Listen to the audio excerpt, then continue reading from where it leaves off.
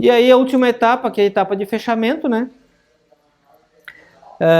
Que é a parte de conseguir um compromisso com o cliente. Tá? Os receios do fechamento. Não, 60% dos vendedores não pedem pela venda. Ou seja, não fazem o fechamento da venda. Então o que acontece? 20% o cliente resolve comprar e apenas 20% dos vendedores vende, faz o fechamento da venda. Então se perde muita venda nessa etapa, às vezes por medo, aí é uma questão emocional do vendedor, né? É um medo de rejeição, o medo do não, o famoso medo do não. Porque o cliente ele vai tentar protelar ao máximo a decisão de compra, ele vai sempre tentar jogar para frente.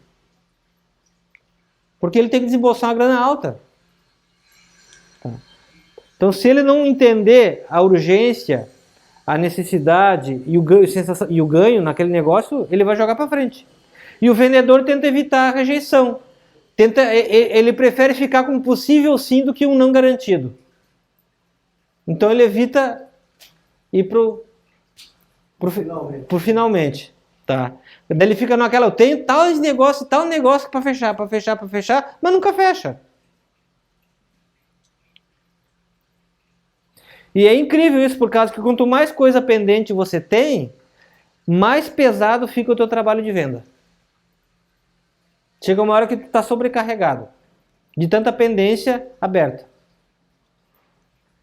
Quando você resolve uma venda, seja para sim ou para não, você libera espaço, você tira peso do ombro, você tira processamento cerebral, desocupa a mente, desocupa o cérebro para fazer outra coisa.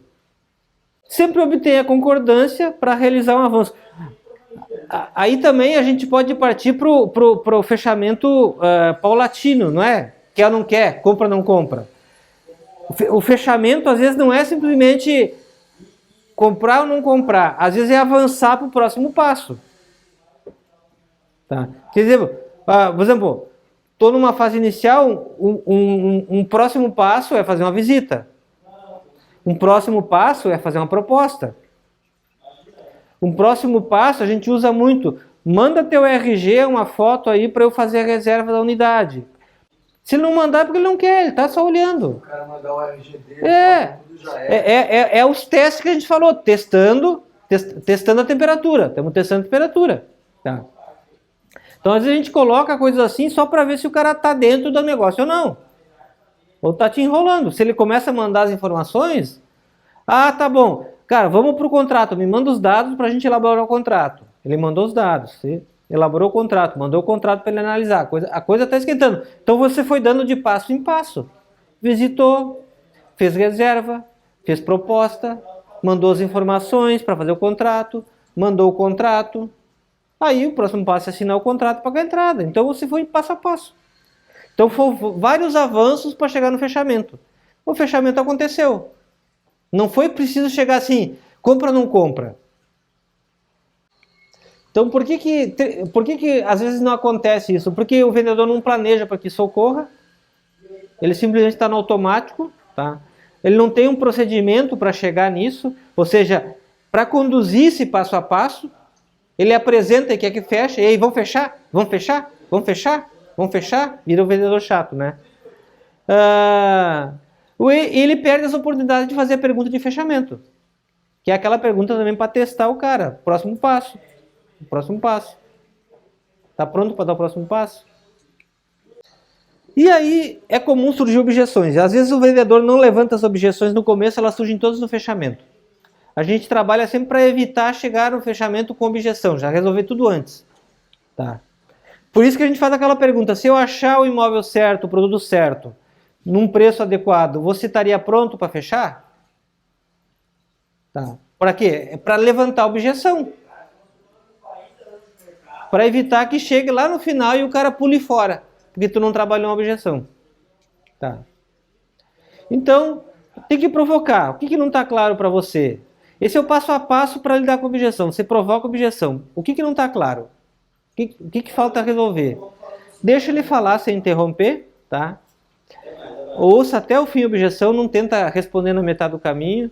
E aí você qualifique como a única. Essa é uma parte importantíssima para lidar com a objeção. Além disso, tem alguma coisa a mais que te impede de avançar? Além disso, tem alguma coisa a mais que não está claro para você?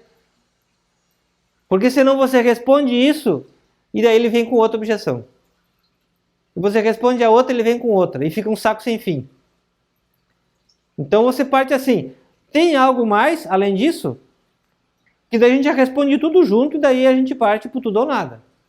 Entendeu? Então pergunto se essa é a única razão para não comprar, né? Tá. Resolve, daí tu resolve as objeções. Não, tem mais isso, tem mais aquilo, tem mais aquele outro. Aí tu resolve, explica com os benefícios racionais, os benefícios técnicos e conclui com os emocionais, né? Quais são os principais motivos de objeções? Você pesquisa também, tá? Primeiro, força do hábito. A pessoa é acostumada a dizer não para vendedor. Eu não quero, não quero, não quero. Tá? Para se livrar do vendedor. Às vezes quer se livrar. Às vezes ela até quer comprar, mas não quer se livrar do vendedor. É uma dicotomia, mas acontece. Às vezes ela não sabe o motivo. Simplesmente ela não quer. Às vezes ela só quer mais informação. Ela está com pouca informação a respeito daquilo ali, ela precisa pesquisar mais. Às vezes ela tem resistência à mudança, ela não quer mudar. E comprar algo, tomar uma decisão, principalmente dessas, implica muitas mudanças. Tá? Às vezes ela não vê vantagem. O que está aparecendo não está me parecendo grande coisa, só que então não vale a pena. Tá? Às vezes falta dinheiro, o problema é o orçamento, né? Ou o produto, o serviço não é necessário, ou seja, aquilo ali que estou mostrando do jeito que mostraram para ela não serve, não me atende. Tá? Ou às vezes não é ela que decide. Não tem autoridade para tomar decisão. Tá? Ela tem que levar para uma alçada superior. Então, por que essas objeções acontecem? Primeiro, é porque o cliente ele evita tomar uma decisão. Ele tem medo de decidir. Uma das coisas que as pessoas mais têm medo hoje é assumir compromisso. Tomar uma decisão implica um compromisso. Tá? Então, eles vão retardando o máximo que podem essa decisão. Tá? Outra, elas estão testando tua convicção, porque eles querem saber se você realmente acredita que aquilo é bom. Então ele vai negando para ver se você está convicto de que aquilo realmente é algo bom para ele. Ele quer só descobrir isso de você. Às vezes ele só precisa de mais informação, não está claro para ele que aquilo resolve o problema dele. Tá? Ou às vezes ele tem algumas outras preocupações reais que ele não te falou. E aí é complicado. Você não conseguiu descobrir, ele também não te falou. Então a chance de não vender também é grande. Tá? Mas normalmente as objeções são consequência de duas coisas. Ou falta de confiança, que dá para traduzir em medo também. Tá? Ou falta de valor. Eu acho que não vale. Ou ele não confia na informação que tu passou para você, ele ficou com o pé atrás, gerou medo. Ou ele acha que não vale tudo isso que foi apresentado. Não. Até é bom, mas estão pedindo 8 e eu acho que vale 7. Então eu acho que não vale 8.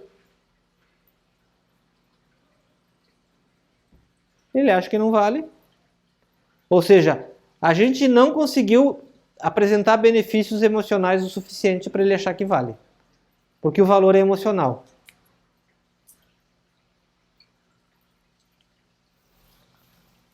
Então a decisão de comprar, ela é 80% emocional, 20% racional. A gente já falou sobre isso, né?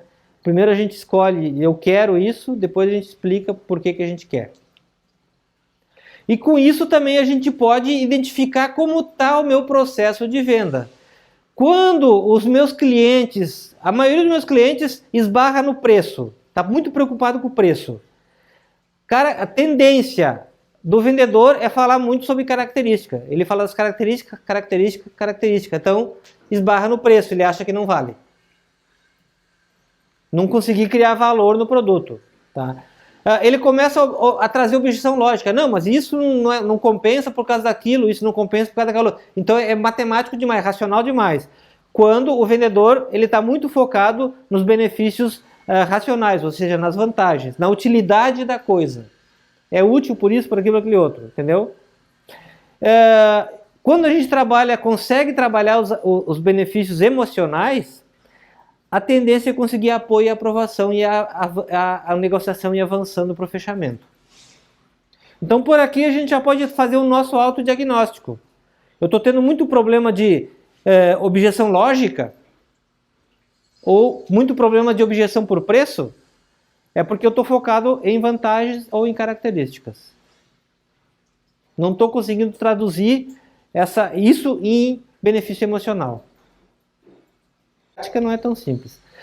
No fechamento, a gente também tem que aprender a identificar os sinais de concordância do cliente. Por causa que quando você percebe o sinal de concordância, você parte para as perguntas de fechamento, né? Um sinal de concordância quando você está frente a frente é levantar os olhos. O cara começa a pensar, ou processar, ou imaginar usando o negócio. Sinal de fechamento. Tá? Expressão facial. Aquela coisa, ele ficou agradável de repente. Algo que você falou ficou agradável para ele. Ele expressa isso na expressão facial. Sinal de fechamento, você pode jogar uma pergunta de fechamento aí. Tá? Você está falando e ele está concordando. Aquele movimento da cabeça para cima e para baixo. Está concordando. Sinal de fechamento. Tá. Postura corporal. Você está mostrando um negócio e de repente ele se inclina para frente para olhar melhor. Tá. Dá aquela coçadinha no queixo. Isso aqui parece interessante. Tá. Sinal de concordância.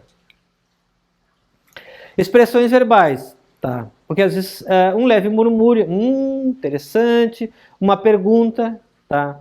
Uma observação sobre o preço, sobre a cor, eu vi tal coisa, ele faz uma relação com outra coisa que ele conhece, ele começa a fazer relações positivas, sinal do fechamento, né?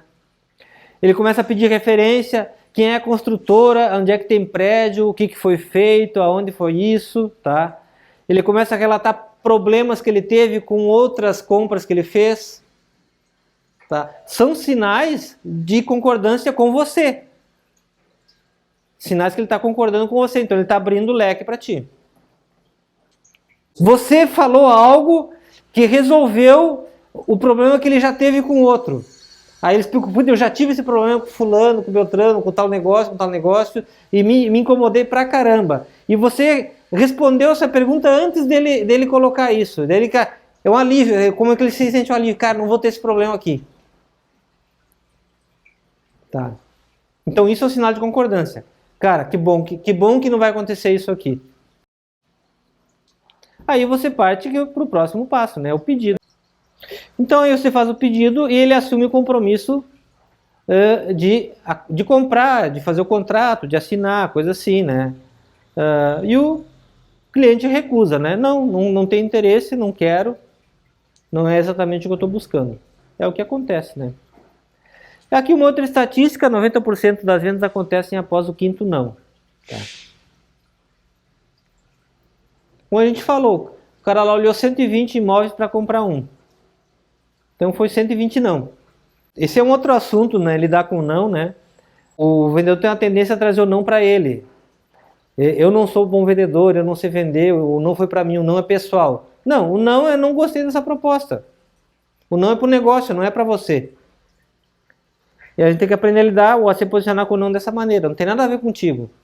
Não, eu sou um fracassado, não sei vender, não dá certo, não funciona. Não tem nada a ver. O não é para aquilo que você ofereceu, não para você. É por isso que muita gente não gosta de vender. Porque não sabe lidar com o não. Traz para o pessoal. E é natural, cara. É natural. É muito fácil fazer isso. E mesmo sabendo disso, às vezes a gente pisa na bola e faz. Aí tem que voltar, limpar o processo, limpar o não e continuar. E o próximo passo é um avanço, né? Então, como eu estava falando, é concordar em uma apresentação, concordar em uma reunião, concordar em uma visita, concordar em mandar uma foto de um documento para fazer a reserva, concordar em fazer o contrato, concordar com uma proposta. Então, essas concordâncias sempre é o próximo passo. Cada concordância dessa é um pequeno fechamento. E com vários fechamentos pequenos, você chega no fechamento final.